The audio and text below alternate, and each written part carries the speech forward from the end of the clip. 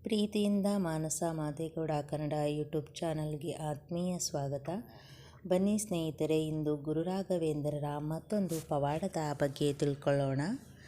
ಸಮ್ಮುಖ ದ್ವಾರಪಾಲಕನಾಗಿದ್ದ ಜಯತೀರ್ಥ ಕಡುಬಡವ ಮುದ್ದಿನ ಮಗಳ ಮದುವೆಗಾಗಿ ಪ್ರಯತ್ನ ಮಾಡಲು ಪ್ರಾರಂಭಿಸಿದ.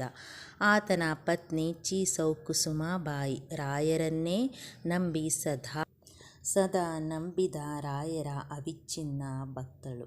ತನ್ನ ಮಗಳ ಜಾತಕವನ್ನು ವಿದ್ವಾನ್ ಶ್ರೀ ಕೆ ವಿಜಯವಿಠಲಾಚಾರ್ಯರ ಬಳಿ ತೋರಿಸಿ, ಮಗಳಿಗೆ ವಿವಾಹ ಯೋಗ ಯಾವಾಗ ಬರುತ್ತದೆ ಮತ್ತು ಅದಕ್ಕಾಗಿ ಯಾವ ವ್ರತ ಪೂಜೆ ಮಾಡಬೇಕು ಎಂದು ಪ್ರಶ್ನೆ ಹಾಕಿದಳು. ಜಾತಕವನ್ನು ಪರಿಶೀಲಿಸಿ ನೋಡಿದಾಗ ಗುರುಯೋಗದಿಂದ ವಿವಾಹವಾಗುವುದೆಂಬ ವಿಚಾರ ತಿಳಿದುಬಂದಿತು. ಆಗ ರಾಯರ ಸೇವೆಯನ್ನು ಭಕ್ತಿಯಿಂದ ಒಂದು ಮಂಡಲ ಮಾಡಿದರೆ ರಾಯರ ಅನುಗ್ರಹವಾಗುತ್ತದೆ ಎಂದು ಹೇಳಿದರು. ಆ ಜಯತೀರ್ಥನ ಅಣ್ಣ ತಮ್ಮಂದಿರಾದಿಯಾಗಿ ಮನೆಯವರೆಲ್ಲರೂ ರಾಯರ ಆಶ್ರಯದಲ್ಲೇ ಸದಾ ದಿನ ತಳ್ಳುವವರು. ತಿಳಿದೋ ತಿಳಿಯದೋ ಸದಾ ರಾಯರ ಮುಂದೆ ನಿಂತು ಸೇವಾ ಸೂತ್ರಗಳನ್ನು ನಿರ್ವಹಿಸುವವರು. ಹೀಗಿರುವಾಗ ಜಯತೀರ್ಥನ ಪತ್ನಿ ತಕ್ಷಣವೇ ಒಂದು ಶುಭ ಗುರುವಾರ ಸೇವಾ ಪ್ರಾರಂಭಿಸಿಯೇ ಬಿಟ್ಟರು. ಒಂದು ಮಂಡಲ ಪರ್ಯಂತ ಒಂದು ಹೊತ್ತು ರಾಯರ ಪ್ರಸಾದವನ್ನು ಮಾತ್ರ ಸ್ವೀಕರಿಸುತ್ತಾ ಏಕಭುಕ್ತ ಭೂಶಯನದಿಂದ ಅವಿಚ್ಛಿನ್ನವಾಗಿ ರಾಯರನ್ನು ಭಕ್ತಿಯಿಂದ ಸೇವಿಸಿದಳು. ಆಕೆಯ ಸೇವೆ ರಾಯರಿಗೆ ಹಿಡಿಸಿತು.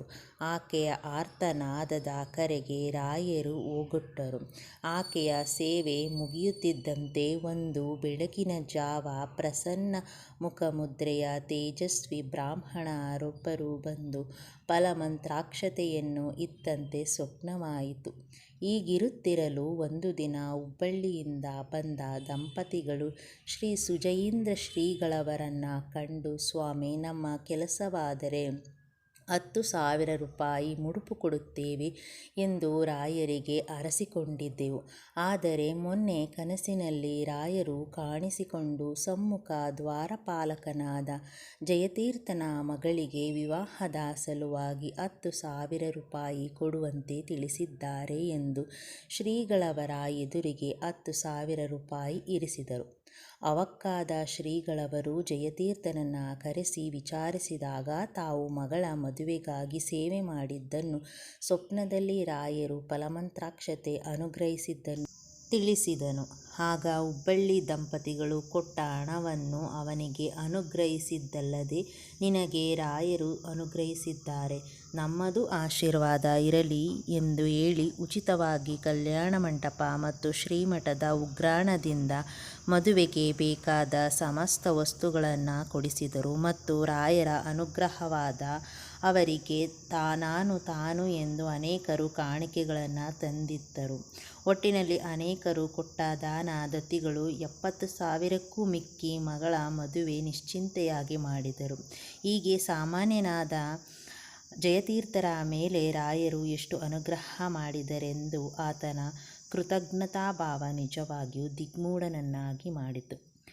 ಇದು ಇತ್ತೀಚೆಗೆ, ಅಂದರೆ 2001ನೇ ಇಸವಿಯಲ್ಲಿ ನಡೆದಿದ್ದು. ಇದೆಲ್ಲವೇ ರಾಯರನ್ನು ನಂಬಿದವರಿಗೆ ಆಗುವ ಅನುಗ್ರಹ. ಈ ರಾಯರ ಪವಾಡ ನಿಮಗೆ ಮೆಚ್ಚುಗೆಯಾದಲ್ಲಿ ಲೈಕ್ ಮಾಡಿ, ಶೇರ್ ಮಾಡಿ ಮತ್ತು ಕಮೆಂಟ್ಸ್ ಮಾಡಿ. ಪ್ಲೀಸ್ ನಮ್ಮ ಚಾನಲ್ಗೆ ಸಬ್ಸ್ಕ್ರೈಬ್ ಆಗಿ. Thank you.